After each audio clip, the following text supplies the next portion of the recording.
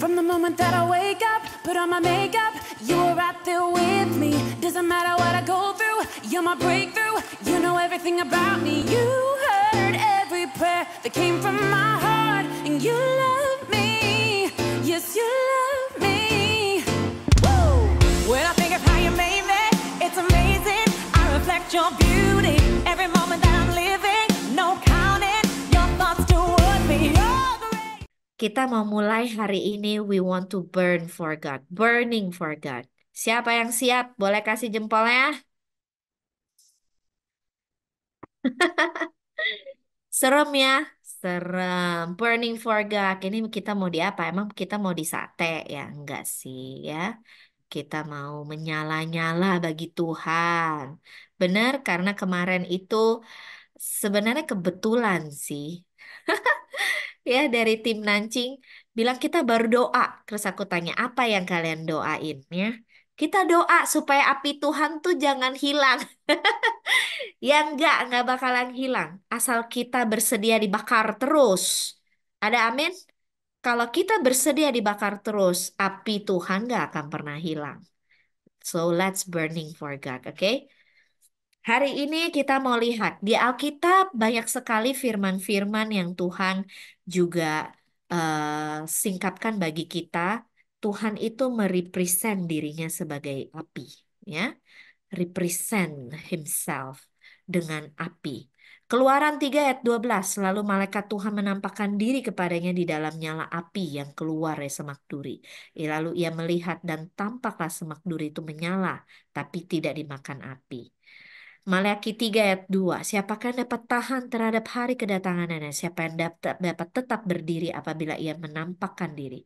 Sebab ia seperti api tukang pemurni logam dan seperti sabun tukang penatu. Sebab Tuhan Allahmu adalah api yang menghanguskan. Bahasa Inggrisnya itu consuming fire.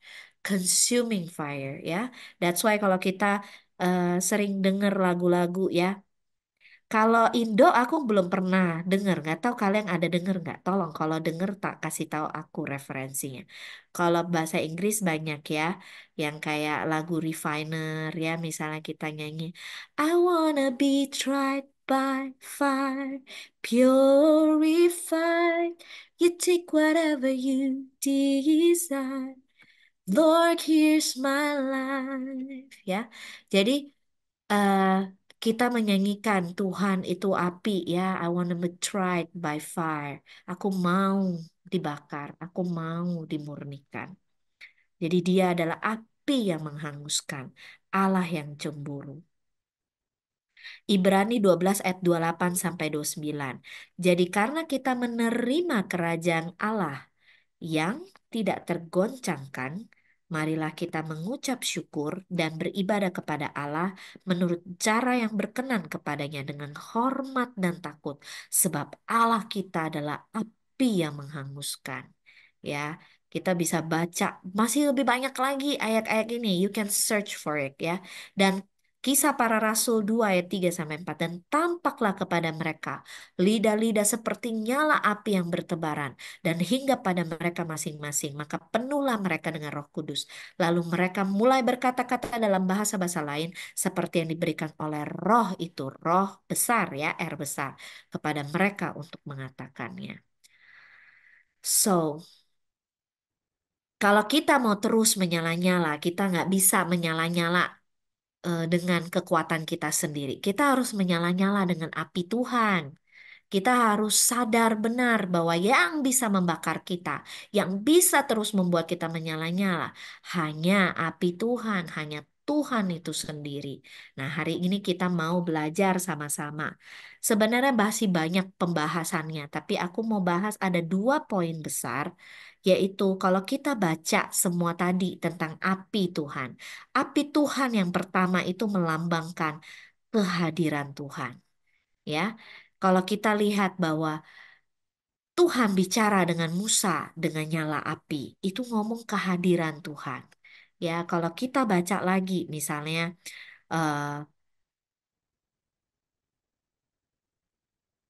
ya dia Tuhan Allahmu itu seperti Tuhan Allahmu adalah api yang menghanguskan, consuming fire. Berarti ketika kita berhadapan dengan Allah, kehadiran Allah, api itu adalah kehadiran Allah. Nah, kita belajar poin yang pertama, poin yang besar adalah tentang kehadiran Tuhan. Nah, kalau kita bilang kita mau terus menyala-nyala, kita perlu menjaga kehadiran Allah dalam kehidupan kita. Ya, ini poin besar yang pertama. Kalau kita mau terus menyala-nyala, kita mau menyala-nyala dengan api Tuhan, yang paling pertama kita harus jaga kehadiran Allah dalam kehidupan kita. Bagaimana caranya? Yang pertama adalah disiplin menjaga api di mezbah. Disiplin menjaga api di mezbah. Imamat 6 ayat 12 sampai 13 berkata, api yang di atas mezbah itu harus dijaga supaya terus menyala. Ini lagi pesenin imam-imam ya, Harun mereka ya. Eh, Tuhan lagi pesenin mereka. Api yang di atas mezbah itu harus dijaga supaya terus menyala. Jangan dibiarkan padam. Tiap-tiap pagi imam harus menaruh kayu di atas mezbah, mengatur korban bakaran di atasnya, dan membakar segala lemak korban keselamatan di sana. Harus dijaga supaya api tetap menyala di atas mezbah. Jangan dibiarkan padam. Dan ini sama dengan kita. Kalau kita mau api Tuhan, kehadiran Tuhan terus ada dalam kehidupan kita, yang paling pertama kita harus disiplin.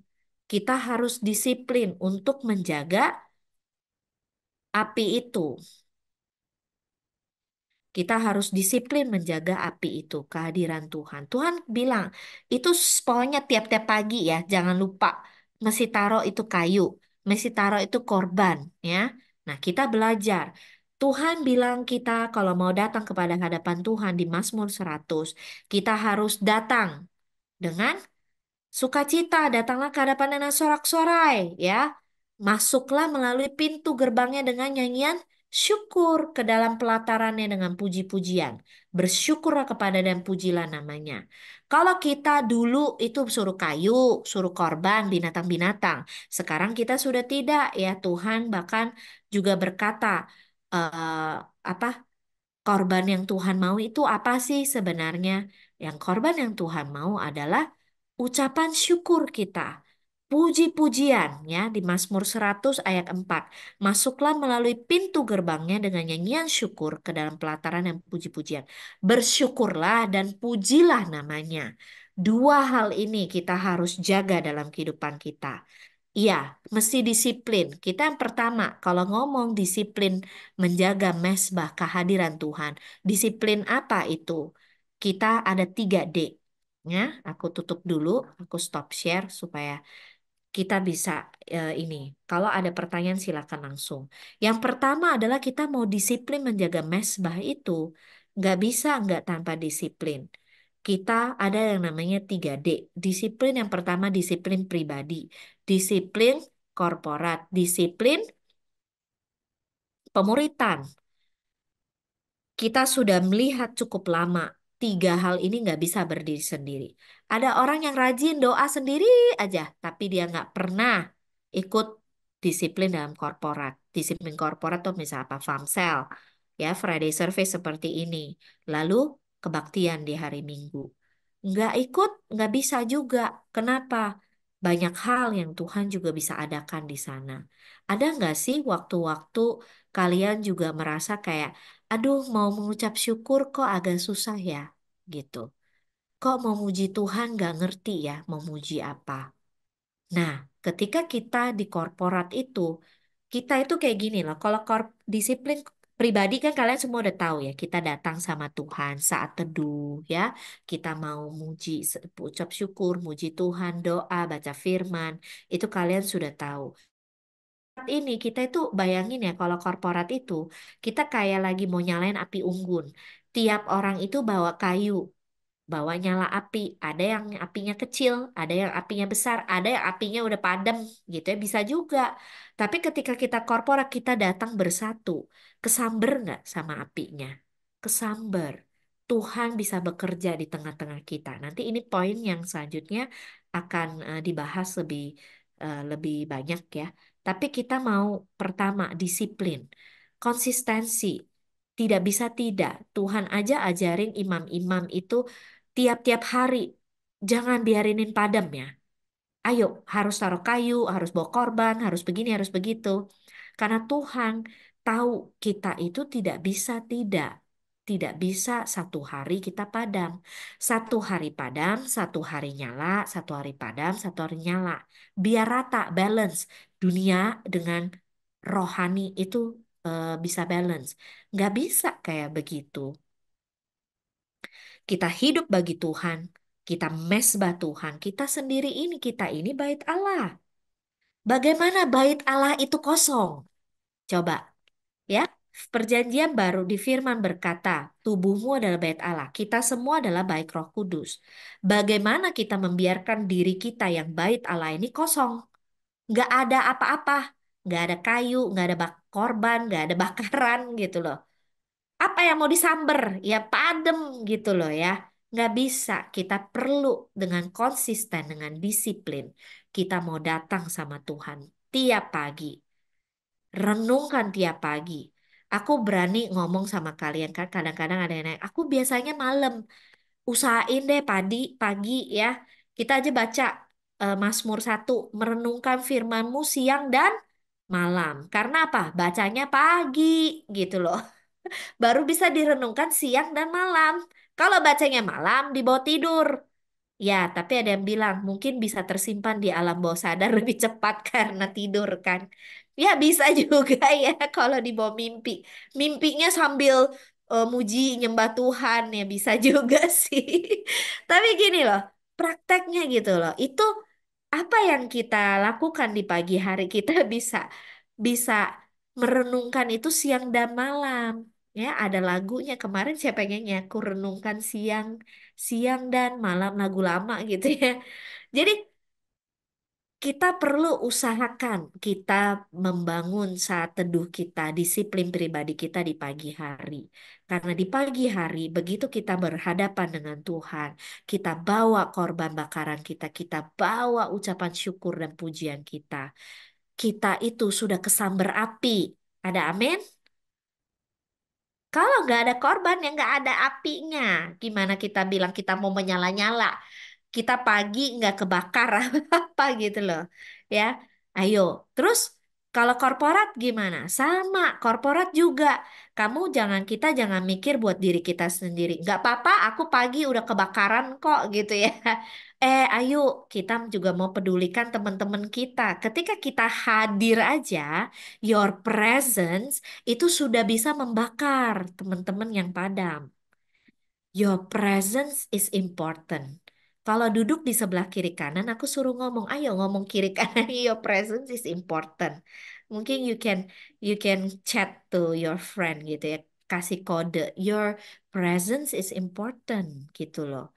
Kehadiranmu saja, pujian yang kamu lontarkan, syukur yang kamu nyatakan, declare di tengah-tengah teman-temanmu, itu saja sudah bisa membakar roh teman-temanmu. Jadi konsisten, disiplinkan dirimu untuk kita disiplinkan diri kita untuk kita bisa menjaga api itu di mesbah, ya. Disiplin pemuritan juga penting karena kadang-kadang ada struggle dan struggle itu harus dilewati. Kita mau melewati itu dan kita butuh dibantu, ditolong. Makanya butuh pemuritan, tidak bisa tidak.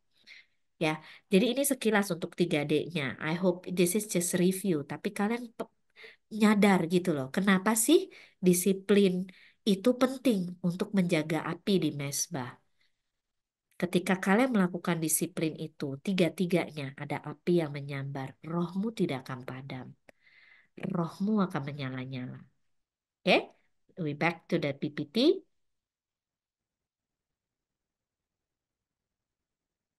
Nah, sekarang ada 2 ingredient yang penting buat kita ya sebagai kayu, sebagai korban bagi Tuhan.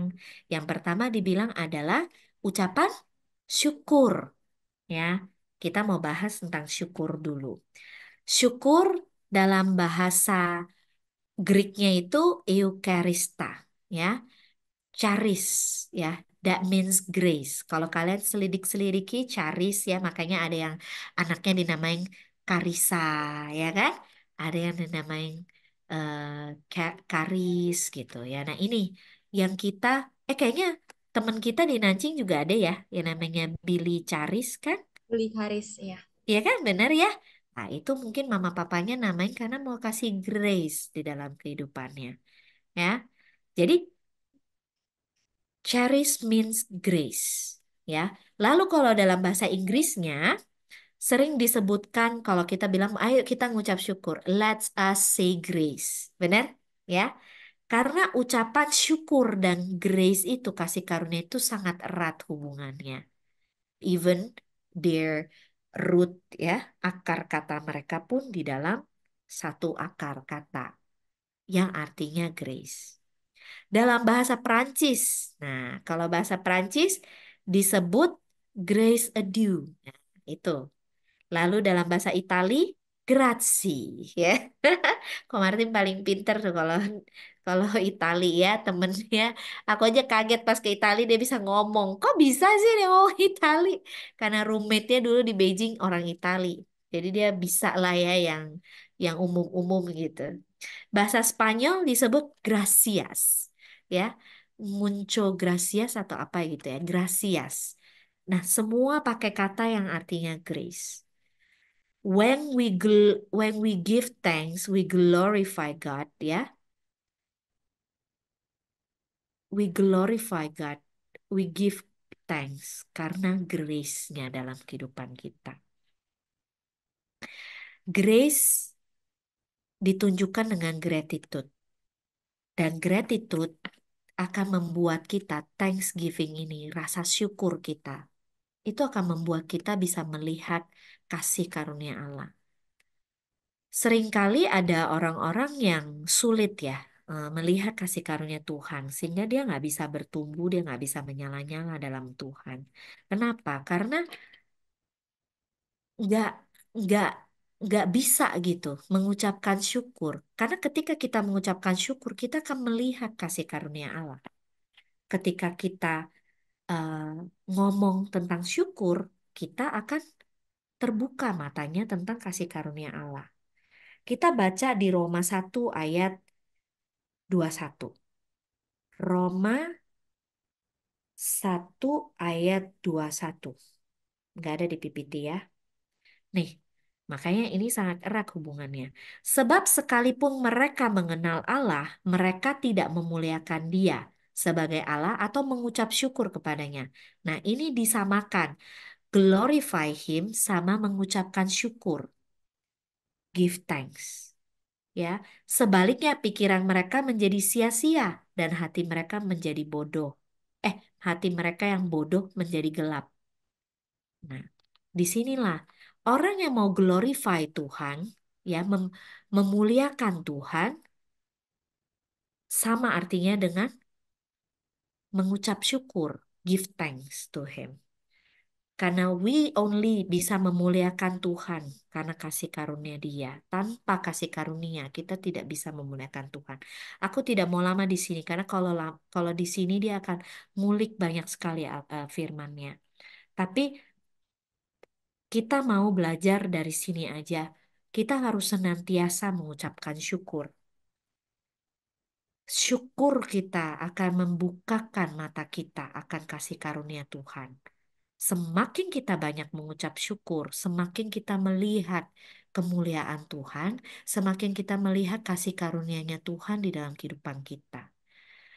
Aku sering lihat orang yang gampang mengucap syukur, ya, termasuk PSM juga ya. Dia akan mudah melihat kasih karunia Tuhan. Dia suka bilang, "This is the..." Coba Yudit deh yang niru. Yudit nirunya lebih bagus. Mana Yudit? Apa Dit? Kalau PSM suka ngomong, Hadir. iya, this is the best apa? This is the best ever. The best night ever. The best Ya, Food ever. this is the Semua best ever. dinner Semua the best. ever, ya kan? Ya, KFC the best. Ya, jadi semua gitu. Karena apa? Orang yang bisa mengucap syukur akan bisa melihat kasih karunia Allah. Nah, orang yang nggak bisa lihat kasih karunia Allah, kemungkinan dia nggak pernah ngucap syukur. Nah, ini satu kurban bakaran yang kita perlu pastikan kita selalu ada ketika kita eh, menjaga api mesbah kita di mesbah kita tiap hari. Nggak boleh nggak. Kalau kita, nih perhatiin ya, kalau kita udah mulai susah ngucap syukur, roh kita nggak akan nyala-nyala. Boro-boro inget Tuhan gitu loh. Boro-boro yang bisa apa? Kita jadi dipakai sama iblis ditunggangi, ngomel lah, marah lah, apa eh, blasting kita bukannya your fire blaze ya, set ablaze your fire gitu, malah malah kita ngomel ya, ucapan kita jadi semua yang buah-buah dari setan gitu loh. Nah, itu karena apa? Roh kita padam. Kalau roh kita padam, iblis mudah masuk. Jadi satu hal yang harus kita make sure setiap pagi, ucapan syukur kita harus berlimpah. Ya, ucapan syukur kita harus berlimpah. Lalu yang korban berikutnya yang harus ada adalah praise. Puji-pujian kepada Tuhan. Thanksgiving in Hebrew artinya todah. Todah is a verb that includes praise. Makanya ini dua saudara. When you have uh, when you have gratitude, if you give thanks, pasti you also praise God. Coba baca di Mazmur semuanya. Mazmur itu bersyukurlah kepada Tuhan sebab Dia baik. Lalu pasti terakhir pujilah Allah kita. Kayak begitu. Coba dibaca banyak. Mazmur 114 ya, 114, 100. Pokoknya banyak sekali yang kayak begitu. You can read. Di Mazmur itu banyak sekali. Dia bersyukur, bersyukur, bersyukur. Lalu pujilah Allah. Allah yang namanya besar. Dialah gunung batuku. Dialah benteng perlindunganku. Itu banyak sekali. So, ketika kita punya rasa syukur itu di hati kita, kita akan mudah memuji Tuhan. Jadi kalau kita nih, kita perhatikan diri kita, kok aku susah ya muji Tuhan ya, kata-katanya limited. Ayo gali. Have you seen grace in your life? Kamu sudah melihat belum kasih karunia Tuhan? Ada waktunya ketika kita mulai sulit ya. Kalian coba praktekkan. Ketika kalian udah bingung nggak tahu gimana atau kalian kayak susah, ingat deh, ingat kembali kasih mula-mula. Ingat kembali apa sih yang Tuhan sudah lakukan bagi kita.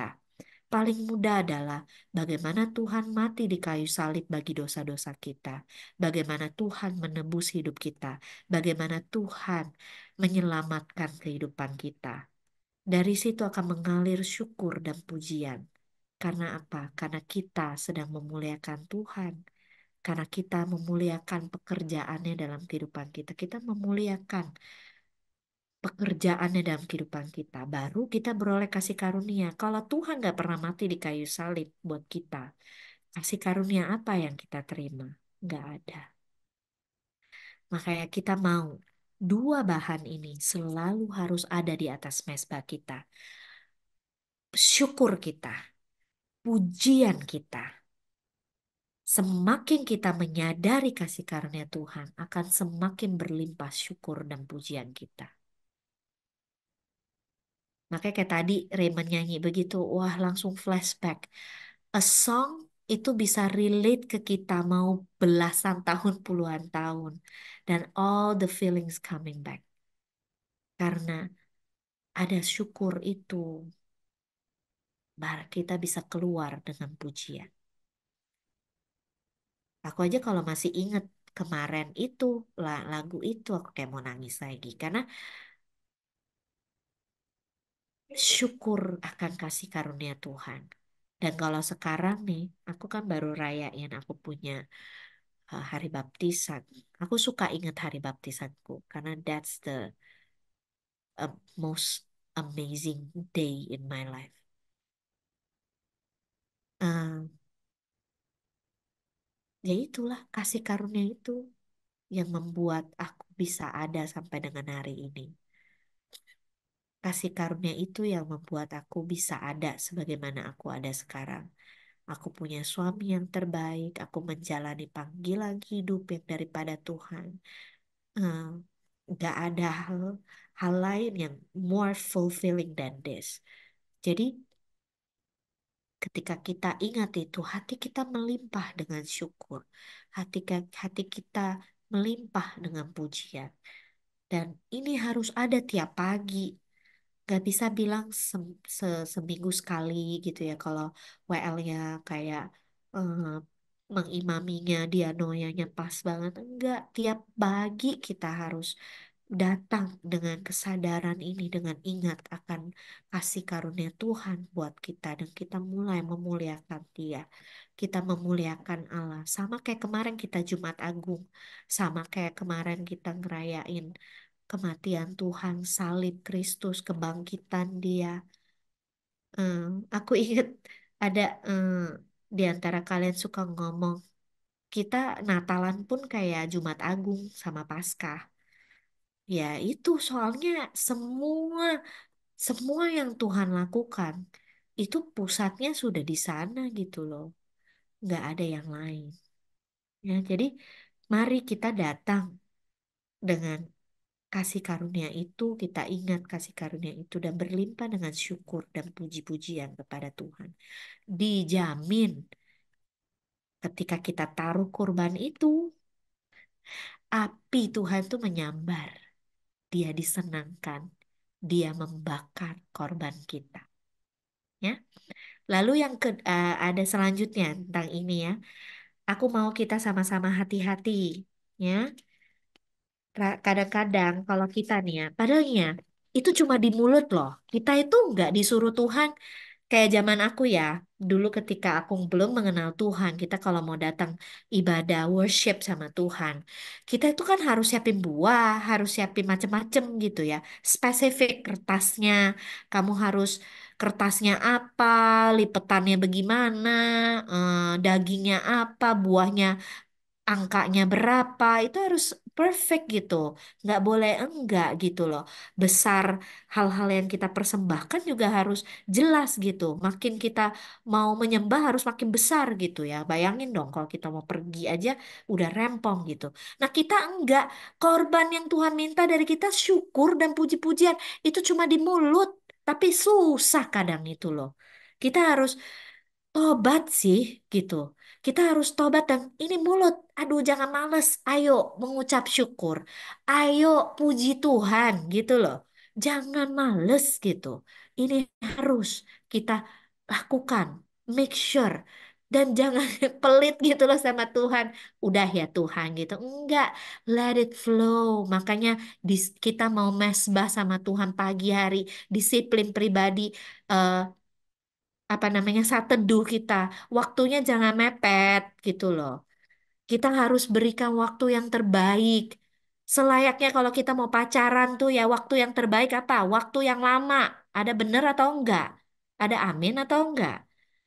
Harus lama kan? Yang waktu terbaik adalah waktu yang lama karena kita sedang berkasih-kasihan dengan eh, calon kita gitu. Tapi ini sama Tuhan loh gitu. Dan kita jangan cepat-cepat. Kita mau berikan waktu yang terbaik, yaitu waktu yang cukup lama, bukan cukup singkat, cukup lama bersama dengan Tuhan. Kita mau bisa berikan yang terbaik. Ucapan kita, nih lidah bibir kita loh. Ya, kalau ada barengan sama teman-teman di sana, ayo senggol. Gampang, cuma pakai mulut gitu. Bilangin ke kiri kanannya, ya. Nah, hati-hati nih, kita kadang suka ini diem, ya. Ini diem, mingkem, ya. Nih kalau kalau yang kan kalian suka ngomong nih social battery, social battery. Kalau sama Tuhan gak usah ada social battery. Ngomong yang banyak, ucapin yang banyak. Karena ketika kalian mengucap dan kalian mengucap syukur, puji-pujian itu kalian sedang taruh kurban di atas mezbah. Ucapin yang banyak. Kadang ketika kita banyak diam, kita tidak lakukan ini dan cuma ngomong di dalam hati. Hati-hati, ada satu roh ini yang bisa tiba-tiba menyelinap, creeping into your life gitu loh. Namanya roh berbeban berat. Ini kita belajar di Yesaya 61 ayat 3. Ya, di sini ditulis to appoint unto them that mourn in Zion, to give unto them beauty for ashes, the oil of joy for mourning, the garment of praise for the spirit of heaviness, that they might be called trees of righteousness, the planting of the Lord, that he might be glorified. The garment of praise for the spirit of heaviness. Nih, kita harus kenakan ya pakaian puji-pujian for the spirit of heaviness. Spirit of heaviness itu kayak apa? Spirit of heaviness itu spirit yang ciri-cirinya adalah kamu tiba-tiba down, ngerasa nggak semangat, stres, ya. Mulai dari yang pertama, ciri-cirinya biasa komplain yang banyak, ya. Hati-hati kalau kita yang model introvert diem gitu ya, bukan yang model ngoceh kayak toa begitu keluar, oh gitu enggak, tapi bisa di dalam self talk kita. Kita ngedumel terus di dalam hati kita, di pikiran kita itu self talk yang toxic ya. Dan kita ulang-ulang komplain, ngedumel ya, ngeluh ya. Nah, ciri-cirinya udah mulai hilang sukacita tuh. Udah udah udah nggak ada sukacitanya. Takut tuh mulai datang. Tertuduh ya. Aduh, aku kan gini. Nah, itu hati-hati tuh. Nah, itu artinya roh berbeban berat ini udah mulai creeping into your life. Kalau model yang lebih beratnya apa? Stres, depresi, ya. Berapa banyak yang di sini di sosial media itu mulai digaung-gaungkan. Oh, kalau kayak gini ciri-cirinya kamu depresi, kamu ini, kamu itu. Sebenarnya tahu nggak sih, ini cuma karena roh berbeban berat lagi menguasai kamu. Karena kamu kurang mengucap syukur dan memuji Tuhan. Hanya bisa kita lawan dengan syukur dan puji-pujian. Banyak memuji Tuhan, banyak menyatakan pekerjaan Tuhan. Hilang sendiri, coba aja, cobain deh. Kalau yang sampai berat banget, you coba berapa? Kita anggaplah ya otak bisa mielin itu bikin jalur yang baru ya. Eh, apa tuh namanya? Elas, elastis apa? L yang pikiran yang mudah diperbaharui itu plastik. Neuroplasticity. Neuroplasticity. Ya, neuroplasticity. Neuroplasticity itu 42 hari. You cobain terus deh. Kita bebas dari itu. Mau gampang, ngomong sama DNA-nya, didoain, dan kamu mulai praktekkan syukur dan puji-pujian. Roh beban berat itu nggak bisa menaungi kita. Nggak bisa menguasai kita. Biasanya kalau udah kayak gitu susah doa. Makanya butuh ditolong di DNA, di FAMSEL, kebaktian. Jangan makin ngendon di kamar. Jangan makin mengunci diri ya.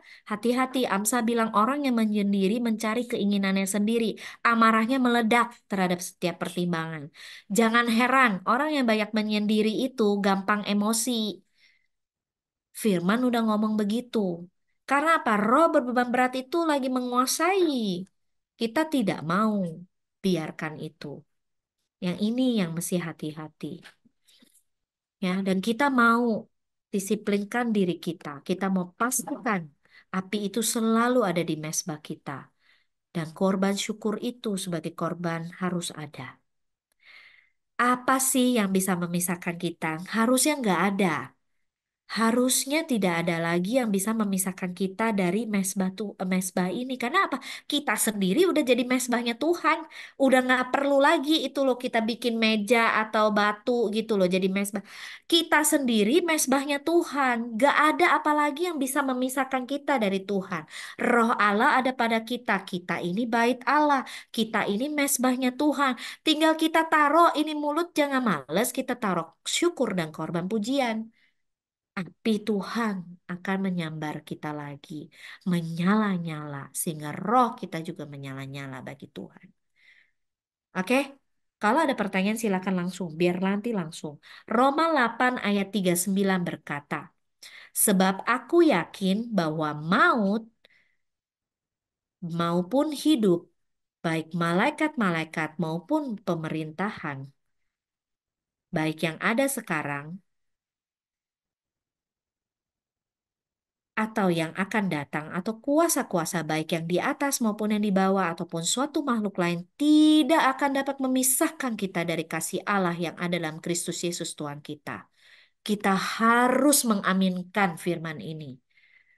Apakah ada sesuatu yang bisa memisahkan kita dari kasih Tuhan? Harusnya jawabannya tidak. Tidak ada kesusahan yang terlalu susah sampai kita menjauh dari mezbah Tuhan itu.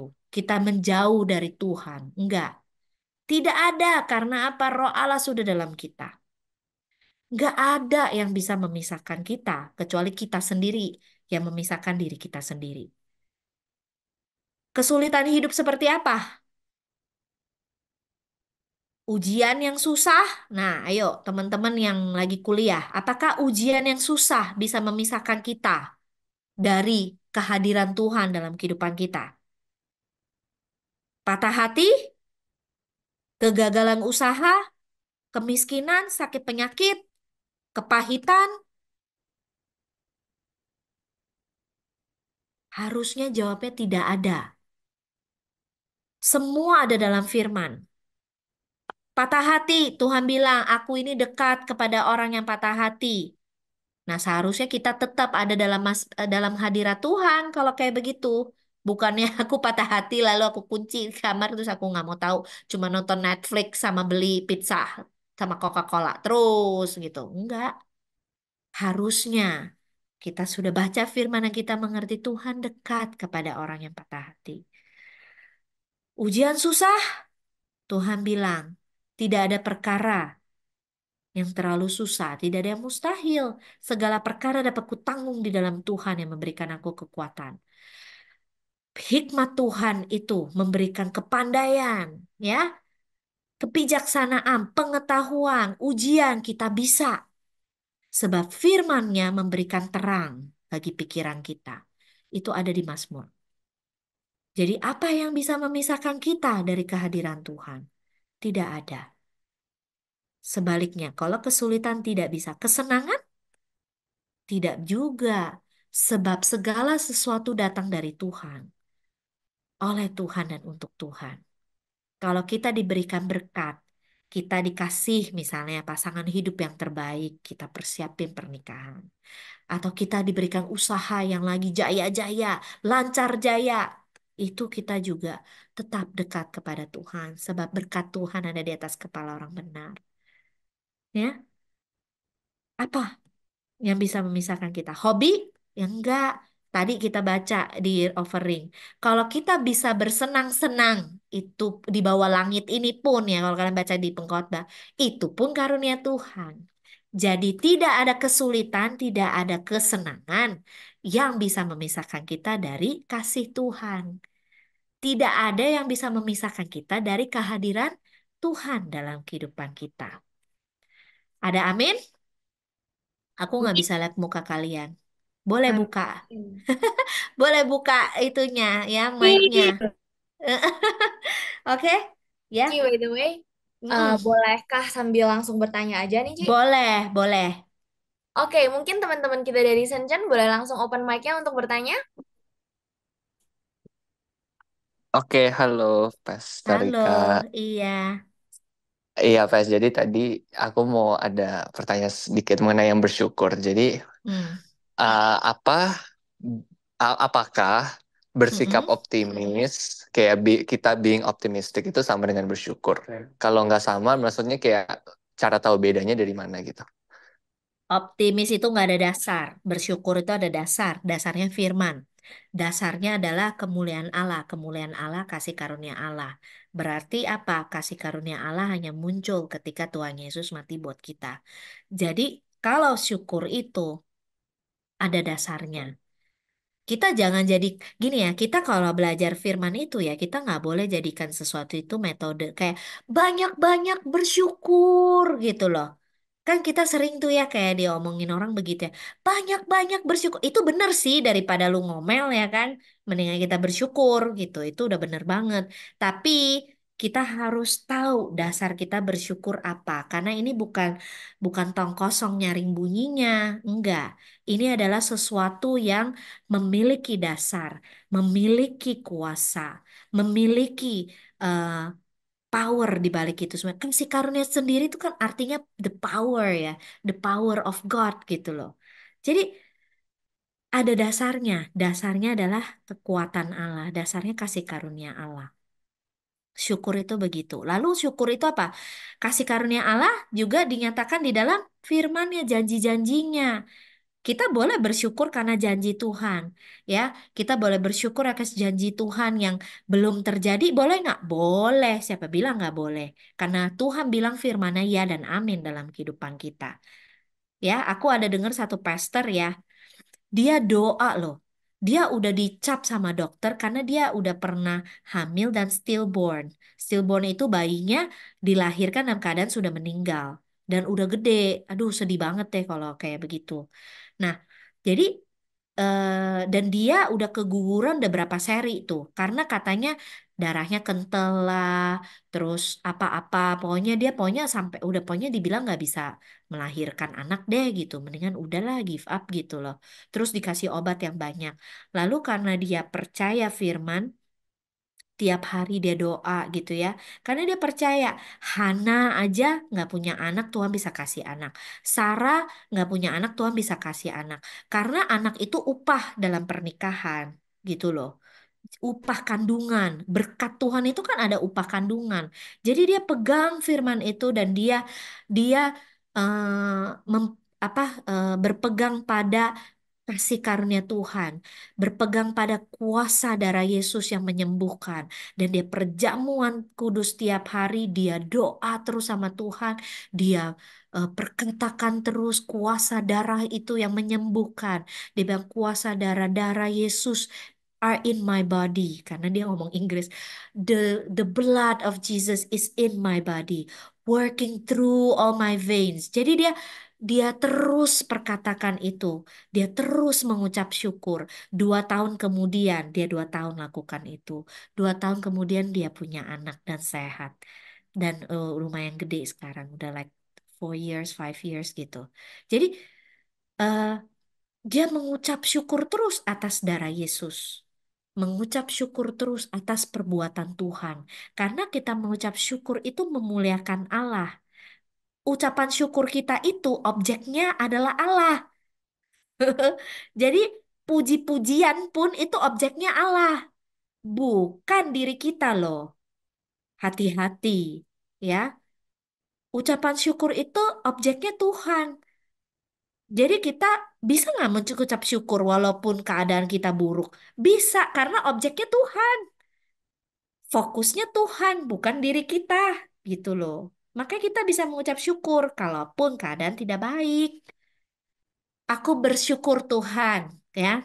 Kalau aku tadi cerita tentang sekitar 18 tahun, 19 tahun yang lalu lagu yang tadi memberkati aku. Sulit sekali keadaannya. I just cried every day. Nangis terus tiap hari karena aku nggak tahu ya. Aku gimana sampai orang tuaku saja membenci aku gitu ya. Keluargaku, adikku pun, kakakku pun maksudnya nggak berani ngomong banyak sama aku, keadaan gak bagus banget. Tapi aku bisa mengucap syukur. Aku bersyukur. Kok aku bisa kenal Tuhan? Kok aku bisa ngalami Tuhan? Kok aku bisa tahu Tuhan ada gitu? Bersyukur gitu loh. Bersyukur eh, apapun yang terjadi itu Tuhan ada. Tuhan pegang tanganku. Aku baca firman, aku bersyukur. Tuhan bilang sehelai rambutku pun tidak akan jatuh. Karena aku lumayan shock ya kan. Kalau sampai golok di meja gitu ya, marah gitu. Kan takut juga gitu. Tapi pas baca firman, Tuhan bilang sehelai rambutmu pun tidak akan jatuh tanpa seizin Tuhan. Perlindungan datang itu. Aku bersyukur Tuhan. Kalau Tuhan bilang selai rambutku pun gak bakal jatuh tanpa seizin Tuhan. Tuhan yang jaga aku. Tuhan yang pelihara aku.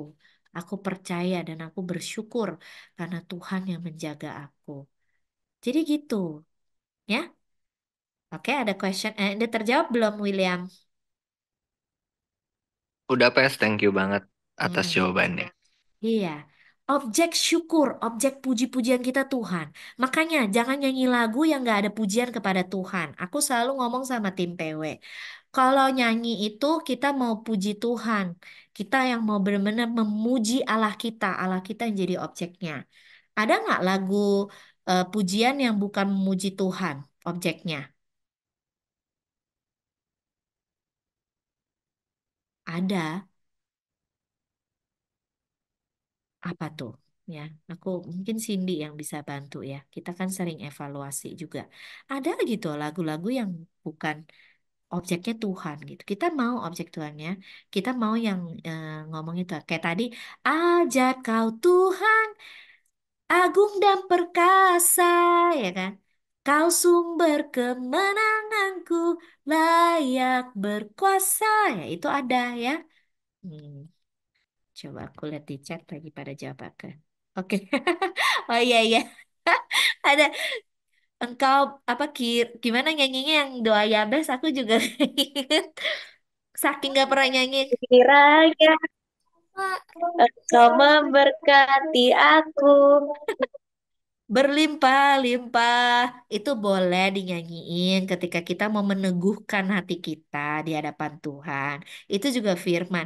Tapi jangan jangan stop di sana ya. Maksudnya kita masih boleh puji Tuhan lagi, nyembah Tuhan lagi ya. Kita boleh nyanyi lagu. Aku lagi suka banget lagu ini ya. Eh, You're still my first love. You're still my only one. Boleh nggak kita nyanyi lagu-lagu gitu? Boleh. Tapi kita juga perlu nyanyi yang lagu yang kayak ya eh lagu yang misalnya kita nyatakan eh eh, ya. You are magnificent, eternally wonderful, glorious Jesus. No one ever will compare to you, Jesus. Boleh? Yang kayak gitu. Jadi bukan bilang, oh yang pasti ini nggak boleh. Nggak juga. Kadang-kadang Roh Kudus menuntun kita, menginspirasi kita, supaya dengan ucapan kita, kita bisa membebaskan roh kita. Itu ada yang kayak begitu. Ya, makanya kan kadang lagu ini kena gitu ya. Karena kata-katanya diinspirasi oleh Roh Kudus dan itu membebaskan jiwa kita. Sehingga kita bisa penuh dengan eh, eh, puji-pujian syukur di hati kita. Perlu. Waktu itu aku sebenarnya jarang ya. Aku nggak pernah loh nyanyi lagu-lagu yang kayak yang kemarin kita nyanyiin itu loh. Itu gara-gara Beta. Waktu kita lagi nyembah di apartemen doang si Beta nyanyiin lagu itu. eh Ku nyanyi haleluya. Seumur-umur nggak pernah lagu nyanyi lagu itu. Tapi lagu itu ketika itu dinyanyikan kena gitu loh. Apa sih yang bridge-nya itu? Aku lupa. Tiba-tiba lupa tak ngeblank. pernah aku takut. Iya, iya itu ya. Jadi ternyata ada lagu-lagu yang memang Roh Kudus inspirasikan ke kita sehingga kata-kata itu bisa membebaskan kita dan bahkan roh kita bisa semakin lebih lagi memuji Tuhan. Makanya gini, kita mau datang ke hadirat Tuhan, gak bisa cepet-cepet. Kadang you don't know what you're thinking, you don't know what you're feeling gitu loh. Dan kacau di sini gitu. Kalau kita nonton apa tuh yang film yang ada enam emoticon itu, eh, yang ada anger, ada apa, itu lagi campur campur aduk gitu loh. Kita harus menata, mempersiapkan diri kita.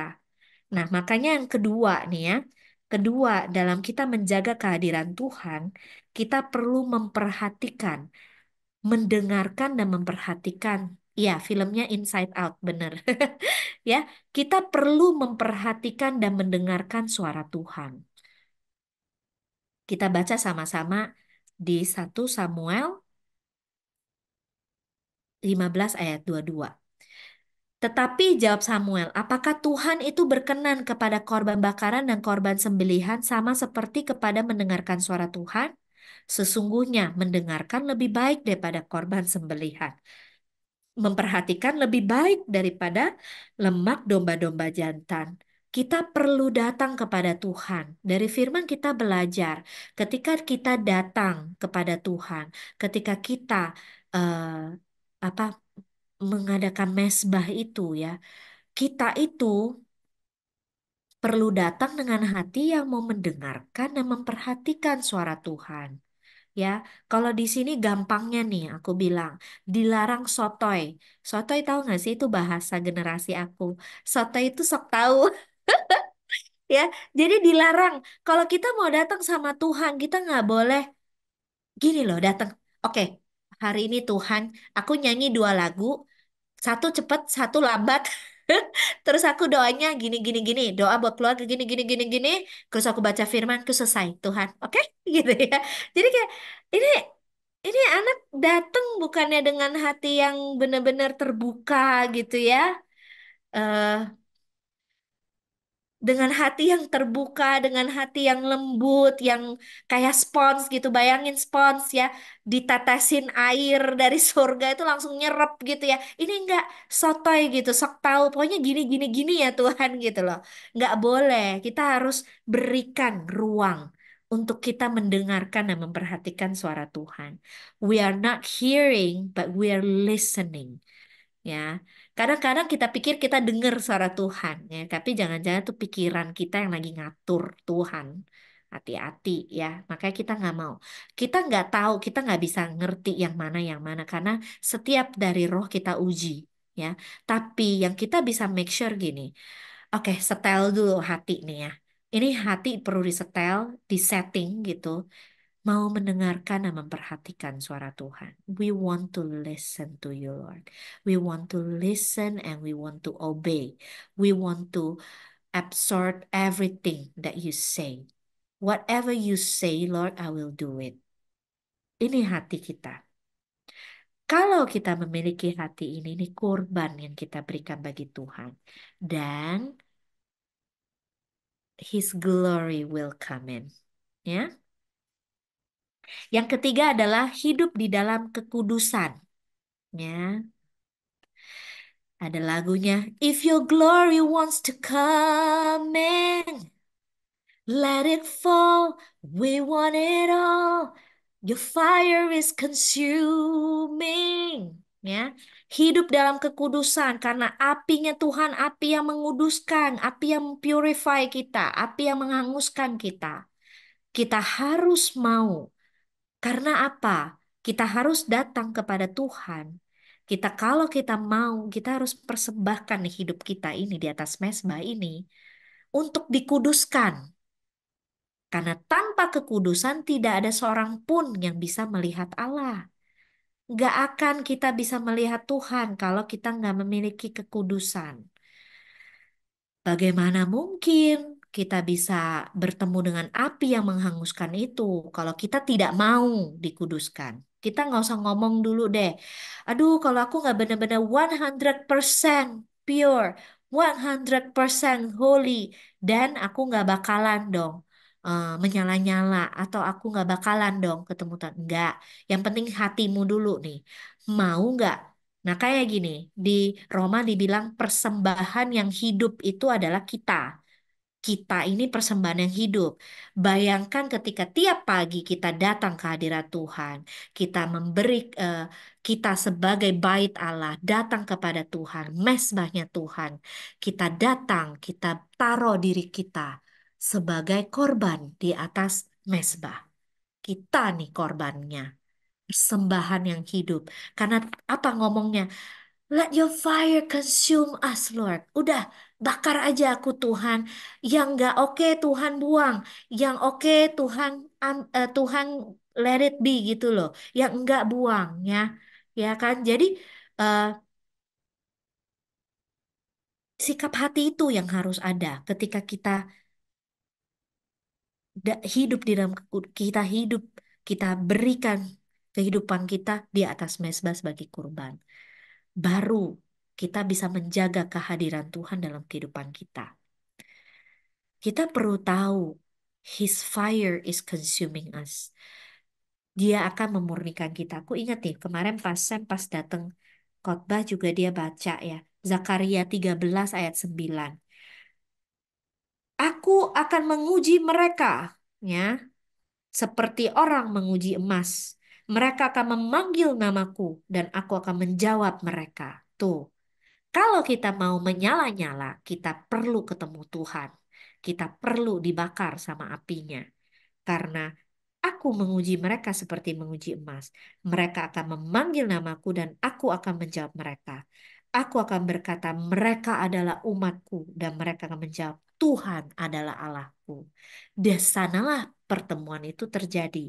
Seringkali gini loh, kita ya nggak sadar orang Kristen itu maunya semuanya dari Tuhan yang baik-baik gitu. Terus kalau apa kita kebaktian, oh kita kayaknya pengen geter-geter, geter-geter. Sebenarnya enggak, kita di rumah pun kita bisa ngalami Tuhan kok. Asal nih kita mau memberikan hidup kita bagi Tuhan. Kita mau taruh hidup kita sebagai persembahan yang hidup di atas mezbah Tuhan. Sehingga dia bisa menguji kita. Apinya bisa membakar kita. Sehingga Tuhan bisa berkata, mereka umatku. Dan mereka berkata, akulah Tuhan mereka. Itulah terjadilah pertemuan. Itulah terjadi kita melihat Allah dalam kehidupan kita. Kalau kita bertemu dengan Tuhan, melihat Allah dalam kehidupan kita, apakah kita tidak akan menyala-nyala? Menyala-nyala senantiasa. 1 Korintus 3 ayat 12 sampai 13. Setiap kehidupan kita, kita mau atau tidak, dia itu hakim. Ya, waktu aku ajarin tentang takut akan Tuhan atau pertobatan. Tuhan itu memang penyelamat, tapi dia juga hakim. Kita satu saat, kita suka atau tidak suka, bagaimana kita membangun kehidupan kita, apinya Tuhan akan menguji kita pada akhirnya. Nah, di situ kita akan nampak kita itu seperti apa. Kita bangunnya di atas emas, perak, permata, kayu, rumput, kering, atau jerami. Kelihatan, yang rumput kering, kayu, jerami pasti habis. Dan kalau itu terjadi, let it be Tuhan. Let your fire consume us. We want to burn for you. It's okay. Aku mau. So clean my hands, purify my heart. I wanna burn for you, only for you. So clean, so take my life, my hands, purify my heart.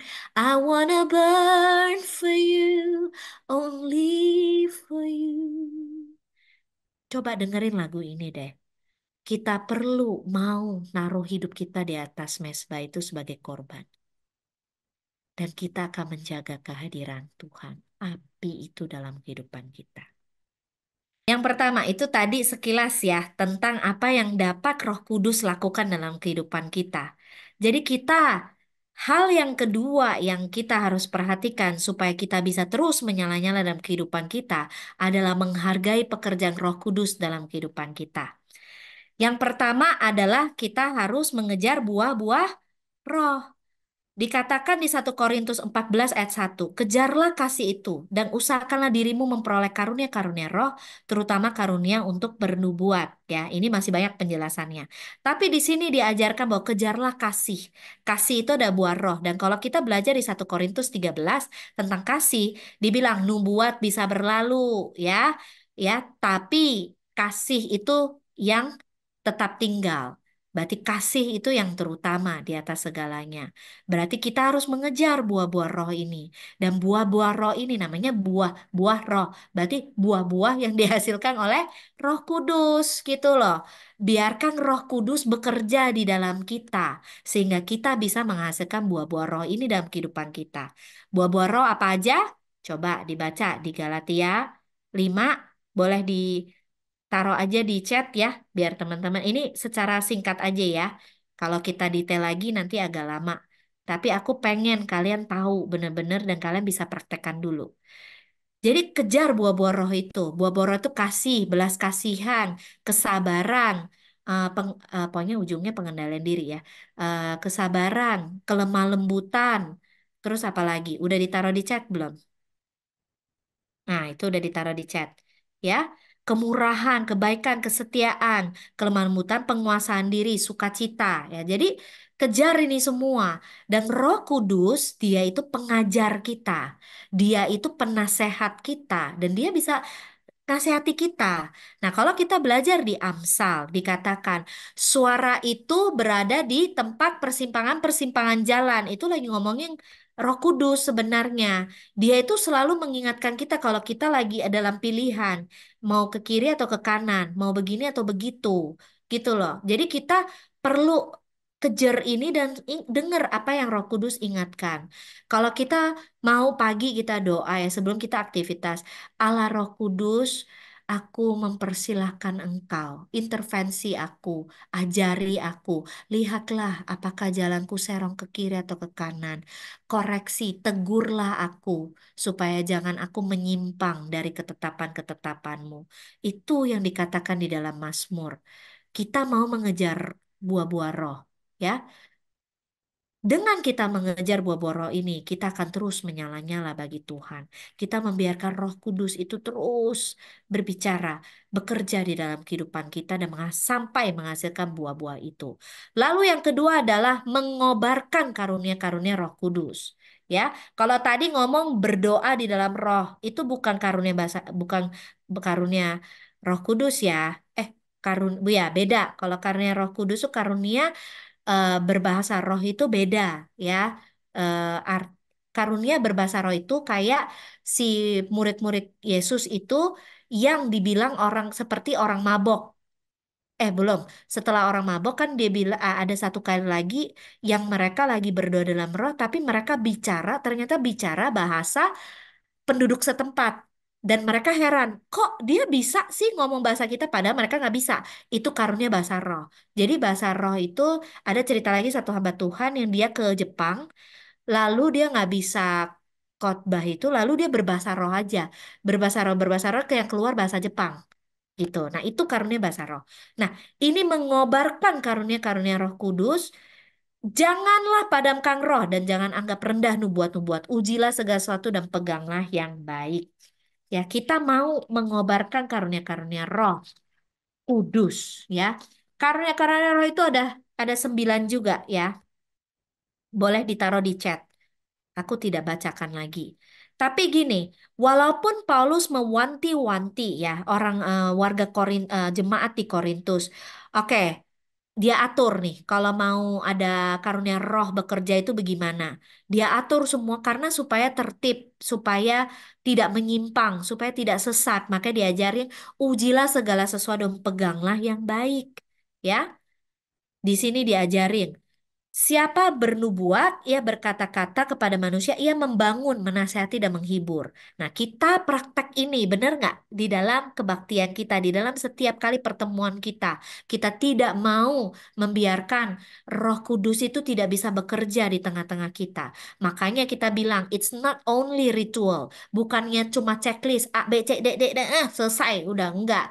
Kita mau mengikuti tuntunan Roh Kudus. Dengan begitu, Roh Allah itu bisa membuat kita itu roh kita menyala-nyala. Kita tidak mau meritualkan, tapi kita mau spiritual, led by the Spirit, led by the Holy Spirit. Kita mau ketika kita berkumpul, ketika kita bernubuat, nubuat kita itu harus teruji dengan cara apa? Itu harus membangun kriterianya ya. Jadi kalau kita mau saling mendoakan, kalian nggak usah takut lagi sekarang. Aduh, aku benar atau enggak. Kriterianya ini harus kata-kata yang membangun, harus kata-kata yang menasehati, dan kata-kata yang menghibur. Jadi kalau misalnya nih tiba-tiba kamu kayak pengen eh, tanda kutip gitu ya, langsung gitu kayak wah, aku melihat darah gitu misalnya gitu. Jangan konfirmasi dulu sama ini pastor ya. Jangan dulu ya. Kadang-kadang yang begitu kita mesti doain dulu. Ya belum tentu benar, belum tentu salah gitu loh. Kita uji dulu yang kayak gitu, kita harus benar-benar uji. Ujinya harus lebih banyak. Nah, kalau yang kalian dapat biasa dan kalian doakan, itu diuji saja dengan cara apakah itu membangun, menasihati, dan menghibur. Kalau memang iya, say it. Lakukanlah dan percayalah itu Roh Kudus sedang menuntun kamu. Oke? Nah, lalu dikatakan juga, jadi bagaimana saudara-saudara kamu berkumpul? Gimana tadi? Jadi bagaimana saudara-saudara, bila mana kamu berkumpul, hendaklah tiap-tiap orang mempersembahkan sesuatu. Yang seorang mazmur, yang lain pengajaran, atau pernyataan Allah, atau karunia bahasa roh, atau karunia menafsirkan bahasa roh. Tapi semuanya itu harus dipergunakan untuk membangun. Kriterianya kembali lagi, membangun. Jadi kita membiarkan kita dipimpin oleh Roh Kudus, kita semua jaga dan kita semua uji. Itu harus membangun. Kalau yang kalian belum yakin, kalian misalnya ada pastor, ada kami gitu, kalian boleh cross check dulu. Ya. Terus ini, dalam ayat ini dikatakan, banyak orang percaya ya, itu berkumpul hendaklah mempersembahkan sesuatu. Nah, ini juga aku juga mau kita semua sama-sama punya mental. Kita dipimpin oleh Roh Kudus, kita membiarkan Roh Allah bisa bekerja, menghargai pekerjaan Roh Kudus di tengah-tengah kita dengan apa? Dengan mengizinkan setiap kita melakukan pekerjaan Roh Kudus itu. Jangan kita diam. Jangan kita mentalnya itu kalau datang ngumpul mau cuma tunggu. Oke, apa nih yang bakal terjadi nih? Oke nih, apa nih gitu. Enggak, kita nggak mau kayak begitu. Kita nggak mau mentalnya cuma mau terima berkat. Kita mau terima kesembuhan. Kita cuma mau dengerin khotbah. Enggak, kita datang. Kita mau juga mempersembahkan. Makanya kemarin yang aku ajarin di onsite tentang takut akan Tuhan. Kita itu datang kebaktian. Kita itu datang mau mempersembahkan sesuatu buat Tuhan. Bukan kita cuma mentalnya menerima. Kita bukan datang kebaktian untuk consume God gitu loh. Cuma mengkonsumsi Tuhan gitu. Enggak loh. Kita datang karena kita mau hormat sama Tuhan. Kita mau kagum, takjub sama Tuhan. Kita mau mempersembahkan sesuatu bagi Tuhan. Dan di sini juga ternyata ketika kita punya mental ini, kita sedang membiarkan dan menghargai pekerjaan Roh Kudus. Biarlah setiap kita, kalian tahu nggak ketika kita nyembah bareng-bareng, ketika kalian siap, itu atmosfer beda. Ketika setiap orang siap memberikan mazmurnya bagi Tuhan, ketika setiap orang siap memberikan doanya kepada Tuhan, baik itu on mic maupun tidak on mic, wah, atmosfer itu beda sekali. Kita membiarkan roh Tuhan itu bekerja, kita menghargai pekerjaan roh itu, sehingga jangan heran kita semua tuh ngerasa beda karena kita itu sedang membiarkan api itu terus menyala-nyala. Kita itu sedang membiarkan diri kita itu terus dibakar api Roh Kudus di dalam kita. Ya, ayo kita kobarkan karunia itu. Dan kita harus percaya kita ada. Dan karunia-karunia roh ini biasanya bisa dimanifestasikan. Tuh Roh Kudus manifestasikan dalam kehidupan kita ketika kita memiliki kasih dan belas kasihan. Kalian lihat cara Tuhan Yesus bekerja semua. Semua bekerja karena belas kasihan. Lalu berbelas kasihanlah Tuhan Yesus dan dia menyembuhkan orang buta. Lalu berbelas kasihanlah dia dan lalu dia menyembuhkan orang lumpuh. Kita harus punya buah roh yang tadi yang pertama. Kita harus biarkan Roh Kudus itu bekerja menghasilkan buah roh dalam kehidupan kita. Lalu kedua, kita harus mengobarkan karunia roh itu bekerja dan biasanya manifestasi karunia roh itu bekerja setelah kita juga memiliki buah roh. Ya. Jadi ayo harus balance. Harus balance buah roh dan karunia rohnya. Lalu layanilah seorang yang akan yang lain sesuai dengan karunia yang telah diperoleh tiap-tiap orang sebagai pengurus yang baik dalam kasih karunia Tuhan Allah. Ini harus terjadi tiap kali ketemu. Kita mau layani satu orang dengan yang lain sesuai dengan karunia yang kita peroleh. Oke, amin. Ya. Aku diberkati kok kalau ada yang doain, kalau ada yang nyampein pesan Tuhan, kalau ada yang berdoa, bermazmur. Wah, itu luar biasa. Dan kita itu bisa denger kan kiri kanan. Kalau nggak denger juga roh kita bisa berasa. Api yang di sebelah kita lagi menyala-nyala. Begitu kita juga berasa gitu loh. Ya, eh yang ketiga dan terakhir ya. Terakhir, hang on dan aku berharap nanti ini PPT-nya dibagi. Nanti dikasih kita bagi untuk yang minta di Famselnya ya. Oke? Menggunakan kuasa Roh Kudus. Kita di Alkitab kita baca ada dua. Kalau kita diberikan kuasa. Yang pertama di Yohanes 1 ayat 12. Tapi semua orang yang menerimanya diberinya kuasa. Supaya menjadi anak-anak Allah. Yaitu mereka yang percaya dalam namanya. Nah, kuasa di sini berbeda dengan kuasa yang di Kisah Para Rasul 1 ayat 8. Tetapi kamu akan menerima kuasa kalau Roh Kudus turun ke atas kamu dan kamu akan menjadi saksiku di Yerusalem dan di seluruh Yudea dan Samaria dan sampai ke ujung bumi. Dua-duanya kalau bahasa Indonesia kuasa ya. Bahasa Inggris kalau nggak salah juga power sih. Ya, tapi bahasa aslinya beda. Di Yohanes 1 ayat 12 kuasa di sini berasal dari kata exousia ya. Exousia artinya keberadaan, sifat atau kodrat yang diterima dari luar, otoritas atau wibawa. Ya. Makanya di sini dibilang kita diberi kuasa menjadi anak Allah. Kita sudah diberikan kodrat ya, satu keberadaan sifat sebagai anak Allah. Jadi kita bukan sembarangan orang nih, kita anak Allah. Kita bukan sembarangan orang. Kita anak Allah. Otoritas kita adalah otoritas yang datang dari Allah sendiri karena kita anaknya. Kita diberikan otoritas. Ada wibawa ilahi. Ya. Nah, Kisah Para Rasul 1 ayat 8, kuasa di sini berasal dari kata dunamis atau dunamos yang artinya sifatnya kayak dinamit. Nah, ya. I hope ini bakal membuat kalian benar-benar kebuka matanya. Yaitu kuasa, kekuatan yang dapat meledakkan, memberikan dampak, efek, meledakkan. Jadi, kita ini diberikan kuasa, dua-dua kuasa ini adalah otoritas, wibawa, kodrat sebagai anak Allah, dan juga kekuatan untuk meledakkan seperti dinamit. Bahaya nggak kita?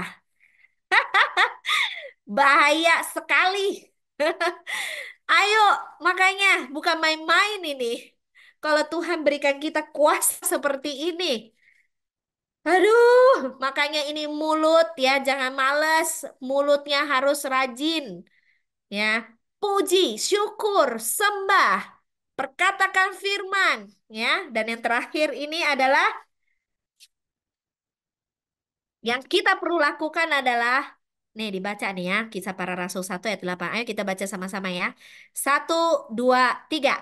Tetapi kamu akan menerima kuasa kalau Roh Kudus turun atas kamu dan kamu akan menjadi saksiku di Yerusalem dan di seluruh Yudea dan Samaria dan sampai ke ujung bumi. Apa yang harus kita lakukan? Kita perlu bersaksi. Ya, dengan dengan wibawa, dengan kodrat ilahi, kodrat sebagai anak Allah, dengan kekuatan yang meledakkan itu kita perlu bersaksi. Kalian baca setelah Kisah Rasul, Kisah Para Rasul kedua, pasal kedua, kalian baca sampai ke belakang, hal-hal yang supranatural terjadi. Hal-hal yang luar biasa terjadi, yang tidak pernah terjadi sebelumnya. Karena apa? Roh Kudus itu turun atas kita dan kuasa itu menyertai kita. Kuasa yang memberikan dampak, meledakkan, itu menyertai kita. Makanya kalau kita baca, ya, kuasanya itu dengan kuasa yang besar, rasul-rasul memberi kesaksian tentang kebangkitan Tuhan dan mereka semua hidup dalam kasih karunia melimpah-limpah. Banyak orang bertobat. Dengan keras kami melarang kamu mengajar dalam nama itu, ternyata kamu telah memenuhi Yerusalem dengan ajaranmu. Ya, para rasul mengajar, ya, mengajar bersaksi tentang siapa Yesus itu. Para hari Sabat berikutnya datanglah sampai seluruh kota berkumpul untuk mendengar firman Allah. Geger kota-kota. Geger kota-kota. It will never be the same. Nah, ini masalahnya. Kalau kita sudah sangat mengalami hadirat Allah, kehadiran Allah sungguh nyata dalam kehidupan kita. Kita enjoy tiap kali kita berkumpul. Tapi ada satu hal yang belum terjadi. Semua yang di Kisah Para Rasul belum terjadi ini. Belum geger. Belum benar-benar meledak. Kenapa? Kita perlu bersaksi. Kita perlu mulai ngajarin orang tentang Yesus. Kita perlu kesaksian akan kehidupan kita. Apa sih yang apa sih yang Tuhan kerjakan bagi kehidupan kita? Apa sih yang kita alami bersama Tuhan? It can be very simple and relevant. Kamu nggak perlu berdiri di atas podium untuk kamu ngoceh gitu loh. Enggak. Kamu bisa dalam waktu makan. Nggak ada orang yang nggak punya masalah. Percayalah. Nggak ada orang yang nggak perlu gitu loh. Dia cuma antara ngaku dan gak ngaku. Aku lihat ketika aku bersaksi, mungkin aku nggak bisa lihat langsung waktu itu karena kita udah waktu zaman aku kuliah, aku sudah mau lulus kuliah waktu itu dan aku kan tobatnya justru akhir semester, udah mau sidang itu aku baru tobat kan. Tapi aku sempet nabur buat temen-temenku, aku sempet kesaksian, aku sempet cerita gitu loh sama mereka tentang Yesus. Iya nih, gue gini nih, dulu gue juga nggak tahu nggak sih. Tapi ternyata Tuhan Yesus beneran tuh ada gitu loh. Jadi bersaksi, mulut kita harus bersaksi. Kisah 16 ayat 20 setelah mereka membawa keduanya keluar menghadap pembesar kota itu berkata orang-orang ini mengacau kota ini. Tahu nggak? Geger soalnya. Kalau dia kan nggak seneng naiknya dibilang kacau. Padahal ya orang-orang ngalami Tuhan. Yang pasti tahu nggak spiritual awakening terjadi. The city will never be the same. Bener nggak? Terserah dia deh bahasanya mau kacau, mau orang-orang berkumpul mendengarkan firman. Yang pasti itu kota tidak pernah sama. Yang pasti kota itu tidak pernah sama lagi. Different. Beda sekali. Ya, dan inilah yang perlu kita lakukan. Di mana ada kesaksian, ada sesuatu yang terjadi di tempat itu. Karena kuasa Roh Kudus memberikan dampak. Kalau ternyata kita belum melihat dampak yang terlalu besar, coba we have to pray. We have to witness God. Kita harus benar-benar. Kalian CPT berdoa. Kita doa korporat, kita doa, kita minta Tuhan kasih kita power, kasih kita iman, keyakinan, keberanian itu. Tapi abis itu apa? Keluar kita bersaksi. Keluar harus cerita tentang Tuhan. Gak boleh diam lagi. Kita harus bersaksi. Semakin kita menghargai pekerjaan Roh Kudus ini dalam kehidupan kita, maka kita akan terbakar bagi Tuhan. We will burn for God. Kita burning for God. Kita menyala-nyala bagi Tuhan. Dan bukan cuma kita, satu kota akan terbakar bagi Tuhan.